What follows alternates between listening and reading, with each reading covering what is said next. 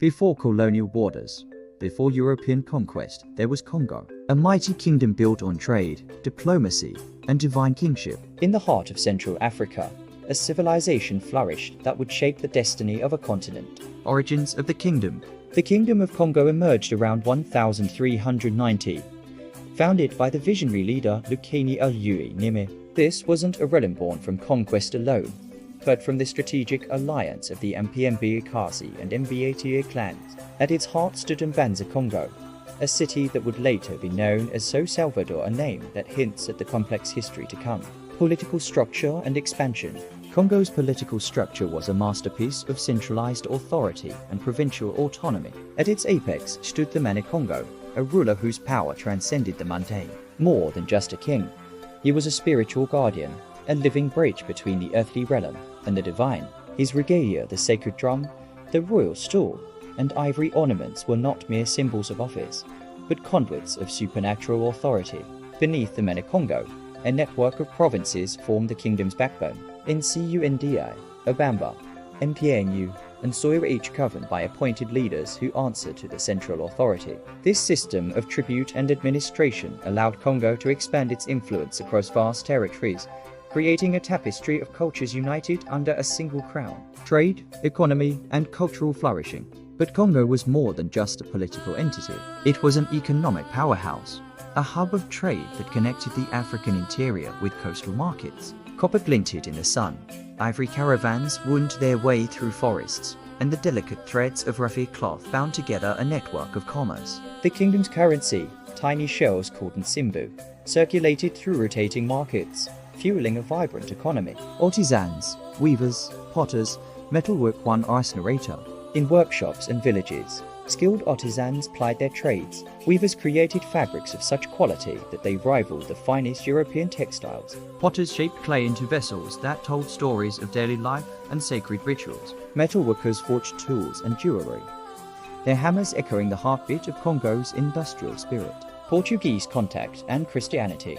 The arrival of Portuguese explorer Diego Seu in 1484 marked the beginning of a new era for Kongo. Unlike many encounters between African kingdoms and European powers, this initial contact was marked by diplomacy rather than violence. The Manikongo Geo, I saw opportunity in this new relationship, and in a decision that would alter the course of Kongo's history. He embraced Christianity.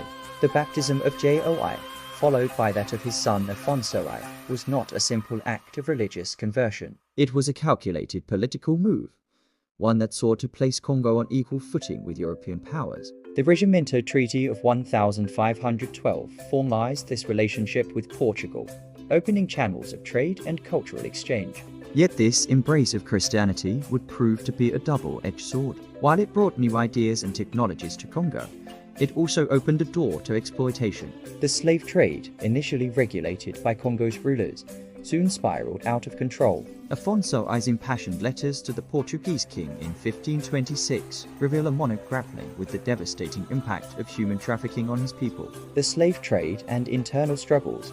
As Portuguese merchants grew bolder, the kidnapping of freeborn Congolese became commonplace. The very fabric of society began to fray, torn by greed and betrayal. Kongo's kings found themselves caught between the economic benefits of the slave trade and the moral imperative to protect their subjects. Internal struggles weakened the kingdom from within, even as external pressures mounted. The Battle of Mwala in 1665 marked a turning point. King Ant-Enai fell on the battlefield, and with him, the unity of Kongo began to crumble. The rise of rival factions, the Kimpanzu and Kinlaza, plunged the kingdom into civil war and religious movements.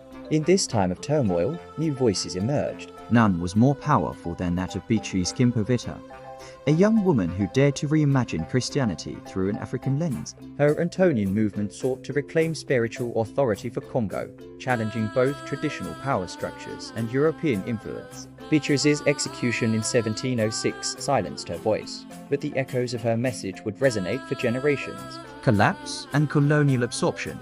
Kongo's decline was not a sudden collapse. but a gradual erosion of sovereignty. The once mighty monarchy became a rotating office. Its power diminished with each succession. In 1859, King Pedro V's surrender to Portugal signaled the end of true independence. The final act of resistance came with Alvaro Buta's revolt in 1913 to 1914, a last defiant stand against colonial rule. Legacy and rebirth. Yet even in defeat, the spirit of Kongo endured. It lived on in the Kimbanguist movement, which fused Christian teachings with African spirituality to fuel anti-colonial resistance. It survived in the cultural memory of the people, passed down through generations in song, dance, and oral tradition. When Joseph Kusavabur was elected as the first president of the independent Congo in 1960, it was a moment of rebirth. The legacy of Congo, long suppressed, found new expression in the politics of a modern nation.